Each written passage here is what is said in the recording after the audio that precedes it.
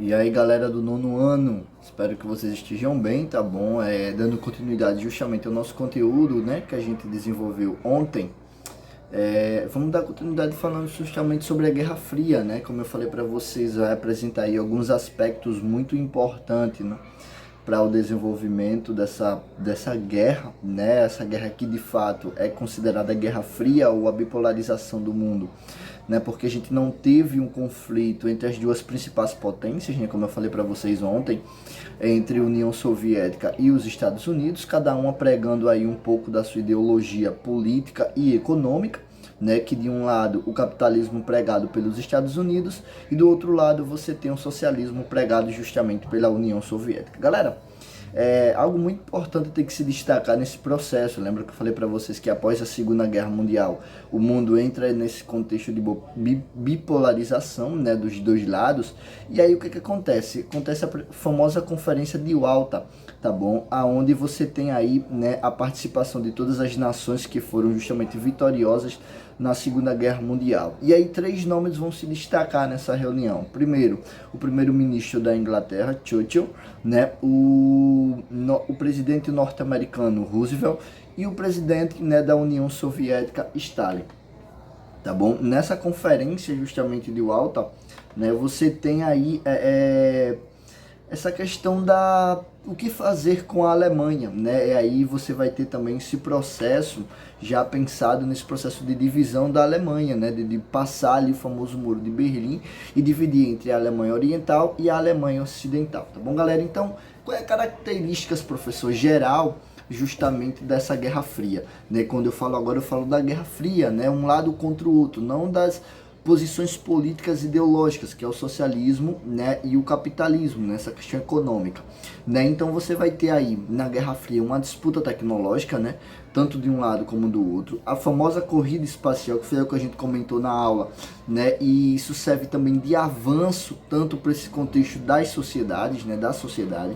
Galera, você tem aí a espionagem com a criação da CIA e da KGB, respectivamente, cada polícia dessa, né, correspondendo a um país, a CIA os Estados Unidos e a KGB a União Soviética, né, a enorme busca por aliados para manter esses blocos e esse pensamento político, não tanto político, mas esse pensamento econômico vivo, né? Você vai ter conflitos regionalizados com a participação direta tanto dos Estados Unidos como da própria União Soviética, e aí uma série de difamações, né? Cada país acusando, cada nação, né, acusando um e o outro. Galera, em 1945, na famosa Conferência de São Francisco, né, a gente vai ter aí a criação da ONU, né, como forma de substituir a famosa Liga das Nações, que foi criada ainda no período aí pós-Primeira Guerra, né? E aí você vai ter uma série de investidores, né, e de grupos que irão se formar justamente para impedir, né, uma nova guerra. Então a gente vai ter o FMI, né, que é o Fundo Monetário Internacional, o FAO, né, que é a Organização para a Agricultura e Alimentação, a famosa Unicef, né, que é o Fundo das Nações Unidas para a Infância, o BID, né, que é o Banco Internacional para a Reconstrução e Desenvolvimento, o OIT, né, que é a Organização Internacional do Trabalho, e a Unesco, né, que é a Organização para a Educação, Ciência e Cultura, tá bom? Galera, e vários conselhos de segurança, né, vão ser formados, né, entre eles você vai ter aí o famoso grupo dos 15 membros, né, que é aí na ONU, né, 15 países que permanecem até hoje com cadeira cativa na ONU, né, que é Estados Unidos, França, Reino Unido, a Rússia e a China, né, e 10 países que se formam de forma aí temporária, né, e aí o Brasil já passou por alguns mandatos, né, temporários, né, em 1946, né, o nosso último mandato temporário ele ocorreu justamente em 2011. E aí na Conferência de Potsdam, né, que vai acontecer em 1949, você vai ter de fato a divisão da Alemanha, que já foi algo pensado lá na Conferência de Yalta, né? Então a Alemanha ela vai ser dividida por zona, em 4 zonas. Uma ia pertencer à União Soviética, outra aos Estados Unidos, outra à França e a outra à Inglaterra. É quando você tem agora o pensamento da divisão da Alemanha, né? E aí você tem a criação dentro da própria Alemanha, né, 2 Alemanhas. De um lado a Alemanha Oriental e do outro lado a Alemanha Ocidental, né? E Berlim vai se tornar o alvo de vários investimentos norte-americanos, né, justamente para obter essa questão do desenvolvimento. Galera, em 1961, né, aí você tem a criação do Muro de Berlim, né, que é para conter a migração da Alemanha Oriental para a Alemanha Ocidental, né, a Alemanha Oriental. Aí você tem os Estados Unidos como um grande centro e a Alemanha Ocidental, né, a gente tem aí a União Soviética e a construção do muro que vai ocorrer em 1961. Acompanhando esse processo de Guerra Fria, essas potências elas não deixavam nada por menos. E aí em 1947 os Estados Unidos criam um primeiro plano econômico, né, que é o Plano Marshall, que é para atrair todos os países que pensavam na política capitalista, tá bom? No meio econômico capitalista, né? E o Plano Marshall é uma tentativa de unir essas potências capitalistas. E vendo essa criação do Plano Marshall, né, a União Soviética ela não vai deixar por menos. Em 1949, ela vai criar o que a gente chama do Plano Comecon, né, que era a união mútua, né, a participação mútua de todos os países, né, que criaram, que adotaram o socialismo como política, né, meio que uma política inversa do famoso Plano Marshall norte-americano,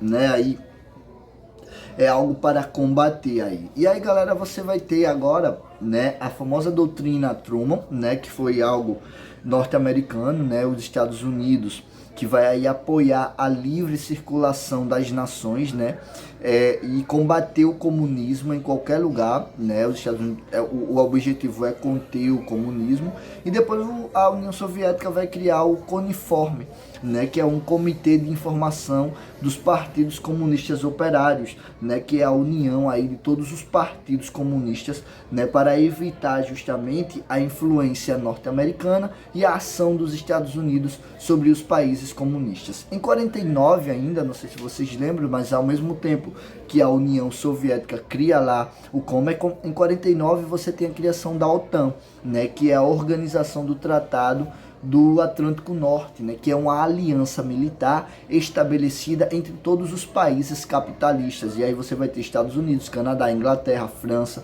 né? E em contrário a isso, né, a OTAN, você vai ter a criação do Pacto de Varsóvia, né, que também, liderado aí pela Rússia, era uma união militar, né, que foi criado em 1955 justamente para combater, né, também militarmente essa questão dos países capitalistas, tá certo, galera? Pessoal, depois de aí você vai ter uma série de movimentos, né, a famosa corrida armamentista, né, que é um processo pelo qual os países buscam armar-se, né, com o intuito de se proteger se caso houvesse uma terceira guerra mundial. Graças a Deus isso não aconteceu até hoje, né? E espero que não aconteça.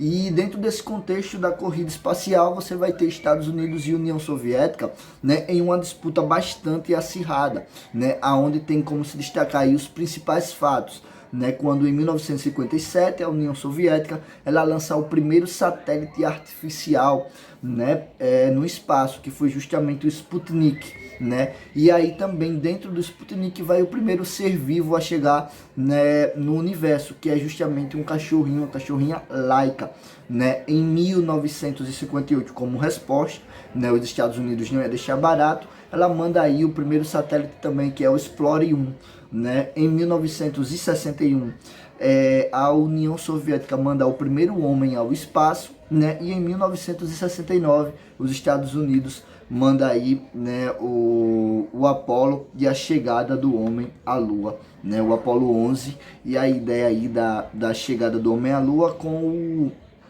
o astronauta, né, E aí você tem lá todo aquele movimento, a chegada do Malu, essa coisa toda. Galerinha, então eu vou ficar por aqui agora, tá bom? Não vou falar mais um pouco. Na sexta-feira a gente continua, tá certo? Hoje vocês estão livres aí um pouco dos exercícios, mas eu espero, né, que vocês possam assistir a aula. Opa, peraí, caiu uma ideia boa agora na cabeça do professor. Eu quero em 10 linhas tudo isso que eu falei pra vocês, tá certo? Vocês têm até 11h30 para me entregar em 10 linhas, tá certo? Valeu, galera!